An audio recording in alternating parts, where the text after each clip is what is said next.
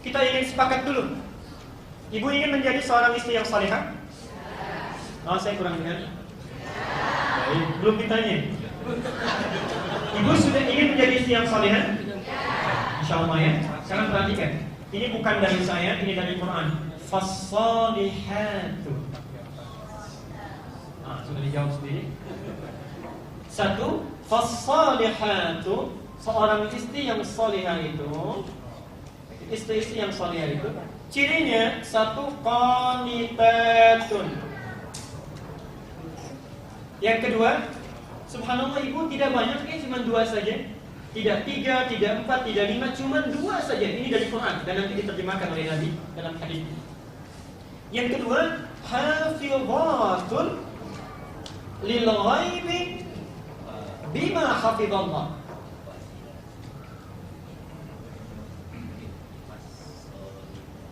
Perhatikan sini. Ciri istri yang salihah, satu kata Al-Quran, qanitatun, taat kepada Allah dengan cara menaati suaminya. Taat kepada Allah, diterjemah itu baru sepintas saja diterjemah mushaf. Taat kepada Allah dengan cara menaati suaminya, tapi dalam tanda petik pada yang baik-baik. Taatan pada yang baik. Jadi kalau suami memerintahkan kepada kebaikan, itu wajib taat hukumnya.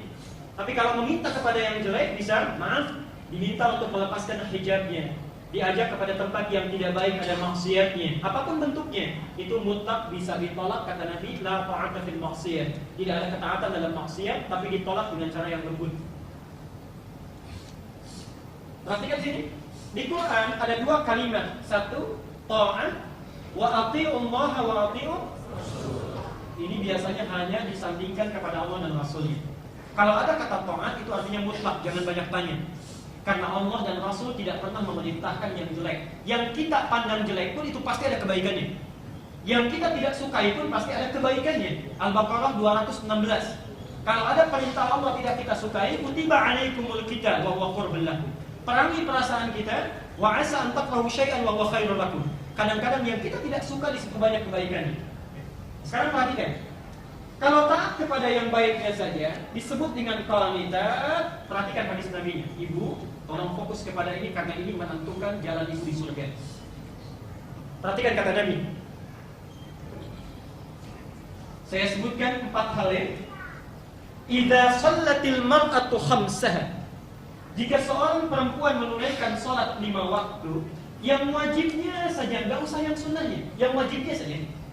Wa shamat syahraha. Kemudian puasa Ramadan, yang wajibnya saja, yang sunnah tidak. Tidak perlu puasa Senin, puasa Kamis, puasa Daud, ya, Ayyamul Bid. Yang ketiga, wa hafizat furujaha, dan menjaga kehormatannya. Yang keempat, perhatikan, wa ata'at zaujaha, dan taat menaati pada suaminya, taat pada suaminya. Salat cuma yang 5 waktu, apa hukumnya? Wajib. Puasa Ramadan apa hukumnya? Wajib. Menjaga kehormatan bagi perempuan hukumnya? Baik, subhanallah ibu. Ibu tidak perlu mengerjakan yang sunnah, cukup yang wajib saja. Kemudian taat pada suaminya, ini pun wajib. Perhatikan.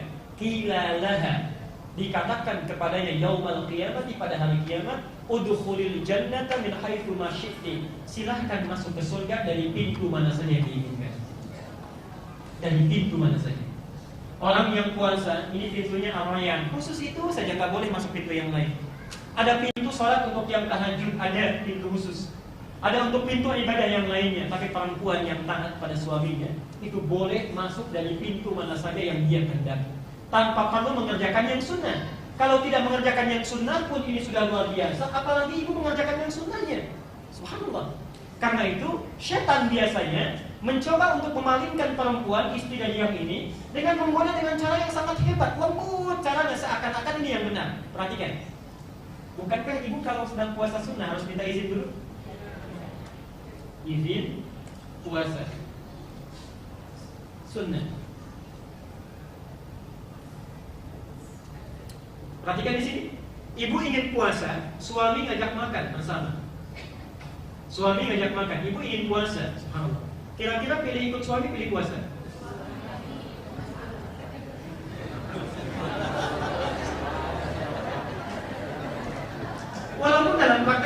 debat kan? Masa nggak boleh Pak? Masa puasa aja nggak boleh? Ya? Suami ngajak makan sama-sama. Ya?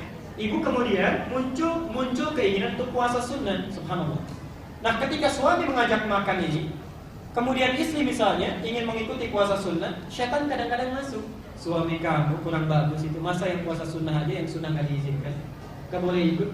Padahal ini cuma satu permintaan. Subhanallah. Dalam saat yang bersamaan kita mengira suami kita kurang baik, padahal boleh jadi itu syaitan memalingkan kita untuk berpaling dari yang wajib pindah kepada yang sunnah.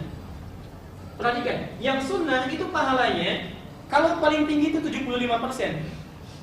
Sunnah muakkadah 85%, artinya nggak nyampe 100. Mengerjakan yang wajib itu pahalanya 100%. Nah ketika ibu subhanallah berpaling dari yang wajib, kalau yang wajib ditinggalkan dosa tidak? Dosa itu 100%. Kalau ibu mengerjakan puasa sunnah dapat pahala 75%, tapi salah pada suami dapat kesalahan 100%. Berapa dapatnya? Minus 25%. Jadi sebetulnya ibu, subhanallah, perhatikan hadis Nabi ini. Seorang yang sudah terbiasa melakukan ibadah, tertunda ibadah itu karena udzur, itu sudah tercatat pahalanya. Suami itu melakukan puasa sunnah belum tentu masuk surga dari pintu mana saja. Ibu nggak puasa pun sudah dapat. Jadi kalau dapat suatu kali persoalan yang seperti ini, jangan khawatir. Boleh jadi Allah sedang memindahkan pahala ibu dari yang sunnah kepada yang wajib. Jelas sampai di sini? Baik. Saya teruskan sebentar. Yang kedua, di sini saja kita berhenti. Taat kepada suami dalam hal yang baik-baik. Yang kedua, dan kita berhenti di sini, hafizatun lil ghaibi bima hafizallah. Ini poin penutupnya. Menjaga nama baik suami dan keluarga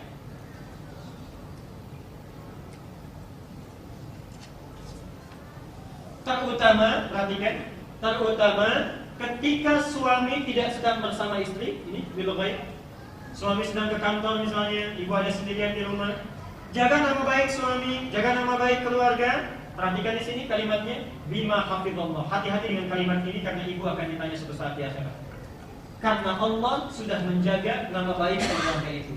Mohon maaf, perhatikan, kalau ada aib rumah tangga tersebar keluar, diceritakan oleh banyak orang, itu yang salah bukan yang menyebarkan. Yang salah adalah kita yang membuka. Allah sudah menyindir bahkan mengecam. Bahasa kitanya, saya sudah jaga, kenapa kamu buka? Itu sepanjang belum dibuka keluar, Allah tetap akan menjaganya. Karena itu kata Nabi, persoalan yang muncul di malam hari walaupun kecil, jangan sampai terbuka di siang hari. Kenapa yang ini ditekankan kepada perempuan, tidak kepada laki-laki? Kewajibannya sama. Menjaga nama baik itu sama. Andika, Yanis, bapak dan ibu itu sama. Tapi subhanallah, kenapa ditekankan ini kepada perempuan, tidak kepada laki-laki? Perhatikan. Surat ini surat apa? An-Nisa. Apa artinya Nisa? An-Nisa itu bukan perempuan. Bukan wanita. An-Nisa itu perempuan. Gak pakai uang.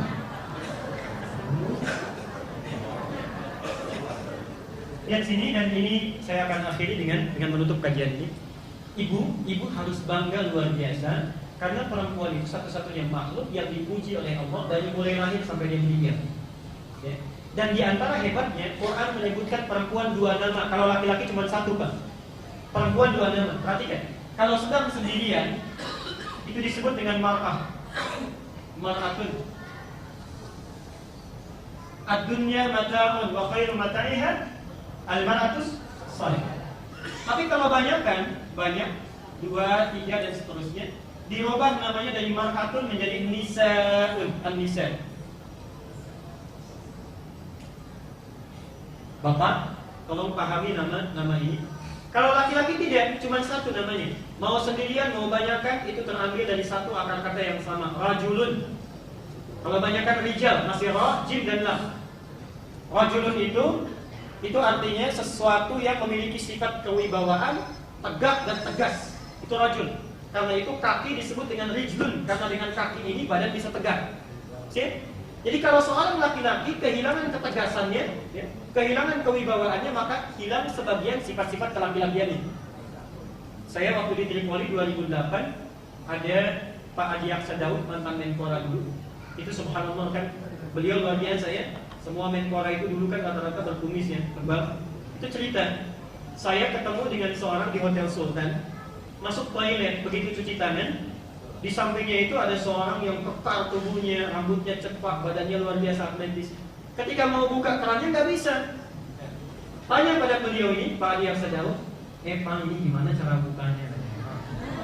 Tegang, cepat rambutnya, tapi pertanyaannya agak gemulai. Apa yang terjadi? Ini hilang sebagian dari nilai kelaki-lakian. Itu yang kumisnya tebal pun bisa cepat pengen keluar toilet itu.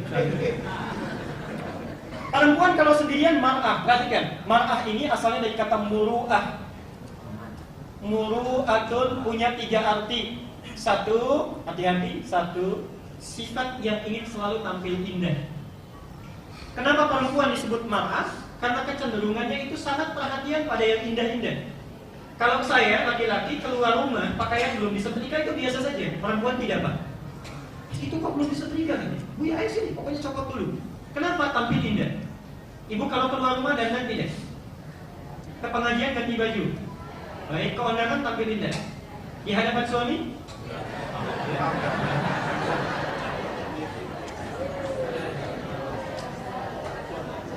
Awas, Al-Quran sunnah. Tiap kali mengatakan saya ikut sunnah, saya ikut sunnah. Kita kajinya sunnah. Di hadapan suami tampilan biasa saja, ya. Ya. 2. Muru'ah itu artinya sifat yang cenderung kepada sisi terhormat, yang ingin tampil terhormat. Makanya kalau misalnya ibu ketemu ibu, itu yang satu tampil tentang keluarganya, cerita tentang anaknya. Anak saya jam kemarin itu ikut lomba ini. Yang satu pasti jawab, oh anak saya juga kemarin punya prestasi ini. Itu cenderung ini. Dan yang ketiga, Pak, hati-hati. Muru'an ini itu seakan dengan kata mir'ah. Mir'ah itu cermin artinya. Mir'ah itu dari bahasa Arab ya, mir'ah. Banyak kosakata bahasa Inggris dari bahasa Arab. Misal sugar, gula itu dari sukar, bahasa Arab. Jadi lain waktu kita bahas. Sensitif, terhormat, ini sensitif. Muru'ah itu sifat yang sedikit sensitif, lebih tinggi daripada laki-laki. Contoh, lihat, ini mar'ah, ini mir'ah. Tulisannya sama, cuma harokat yang beda awalnya. Ini ma, ini mi. Kata orang Arab, al-mar'atu kal mir'ah, perempuan itu seperti cermin. Makanya jangan heran, Pak, ingin tampil indah, ngacanya kadang lihat lagi. Dari rumah turun dari mobil, spion dilihat lagi. Masuk alisan, kelihatan kaca dibetulin lagi. Wajar, ini mir'ah. Saya ingin tanya, para ayah, ibu nggak usah jawab, ibu nggak usah jawab. Pak, kalau cermin saya lempar pecah, bisa nggak digunakan lagi untuk berkaca? Ibu bisa nggak? Sebetulnya bukan tidak bisa, bisa disambung lagi untuk bercermin, tapi tidak mampu memantulkan bayangan yang sempurna. Perempuan sensitivitasnya seperti cermin, kalau dilukai, terpecah hatinya, cepat memaafkan tapi sulit melupakan apa yang dialami.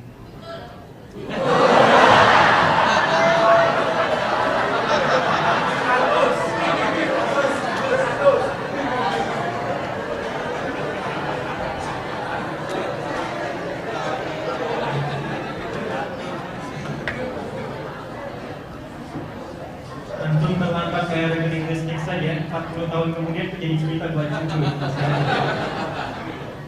Lihat sini. Kalau kebanyakan berubah menjadi nisa, hati-hati para ibu, bertakwalah kepada Allah. Nisa itu dari kata nasa. Apa itu nasa? Nasa itu punya 2 arti. Hati-hati ibu. Nasa itu satu, sifat yang mudah goyah, cepat tersentuh. Karena itu dalam suasana yang sama itu beda antara respon laki-laki dengan perempuan. Misal ibu misalnya lihat sinetron yang sama, papa lihat, mama lihat. Itu dalam satu adegan, ibu bisa menangis, papa biasa saja. Atau lihat misalnya taklim, satu masa, masukan, cerita dan sebagainya. Perempuan cepat terharu, laki-laki itu kadang telat. Dilihat dulu, pikir dulu, diresapi dulu baru menangis. Perempuan tidak, itu langsung kepada jiwanya. Satu ini. Yang kedua, hati-hati. Nasa ini juga adalah sifat gemar menceritakan apa yang dirasakan. Saya tidak katakan gosip ya, cuma mencurahkan apa yang dirasakan. Curhat. Nah, sifat cerita ini Kenapa disebutkan di Nisa, suratnya An-Nisa bukan Mar'ah? Ingin memberikan kesan perempuan sependiam apapun kalau sendirian itu subhanallah kalau sudah ketemu dengan teman-temannya itu bisa cerita, gemar cerita. Bahkan dalam temuan psikologi yang terakhir, sifat ini, gemar bercerita ini itu bisa terjadi dalam setiap suasana. Ada satu penelitian saya sudah pernah sampaikan di sini, laki-laki dan perempuan itu ketemu di tempat yang sama, ditanyakan satu pertanyaan, jawabannya bisa beda. Contoh, Pak dari mana? Sama-sama dari tempat yang sama. Misal laki-laki menjawab dari pasar, perempuan tidak.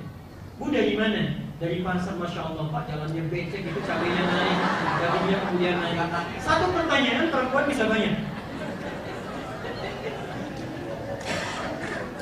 Dan penelitian di Amerika baru kemarin saya baca, itu penelitian tentang komunikasi. Perhatikan, bayangkan. Ini ada ayah komunikasi dengan anak laki-laki. Itu paling lama itu 3-5 menit. Perlunya sudah sampai, selesai. Ibu dengan anak laki-laki itu rata-rata 15-30 menit secerita. Perhatikan. Perempuan ketemu perempuan, ibu ketemu ibu-ibu, ternyata itu bisa sampai 5-10 jam. Batas maksimal. Perhatikan ya.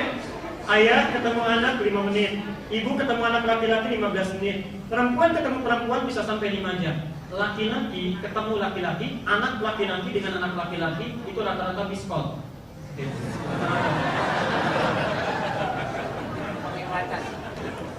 Nah, sekarang lihat sini. Fas-salihatu qanitatun hafizatun lil ghaibi bima hafizallah. Kenapa menjaga rumah tangga, nama baik keluarga dan suami ditekankan pada para istri? Satu, karena istri itu punya kecenderungan yang tidak dimiliki oleh laki-laki, senang cerita. Kadang-kadang ibu suka lupa. Kebablasan ceritanya menceritakan sesuatu yang harus dijaga. Dan syaitan itu cara masuknya hebat sekali. Kadang-kadang kita tidak terasa, tiba-tiba basah saja, nyampur saja. Masuknya memang taklim, datang ke taklim, kumpul dengan teman-teman. Awalnya itu bagus. Apa kabar keluarga ibu? Sehatnya? Mudah-mudahan baik. Sehat, baru menyentuh suami, kerja bagaimana? Saya mau begini dan sebagainya. Subhanallah, itu masuk. Dan sekarang persoalannya, satu, maaf, ibu bertakwa kepada Allah. Sekarang tidak kumpul pun, sedang sendirian pun medianya ada. Malam sedang kecewa, pagi-pagi bikin status. Suami saya tidur tangan ke atas, kaki ke bawah, itu kalau belum dikomentarin, Pak, ditungguin itu. Dilihat, ditunggu kayak orang kegelisahan. Subhanallah. Muncul komentar satu, duh, nggak nyangka ya, padahal nyangka itu.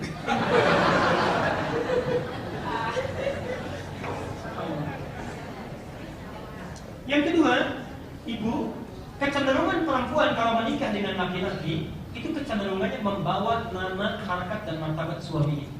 Contoh, Bismillah, misal Andika itu akan menikah dengan Yanis, insyaallah.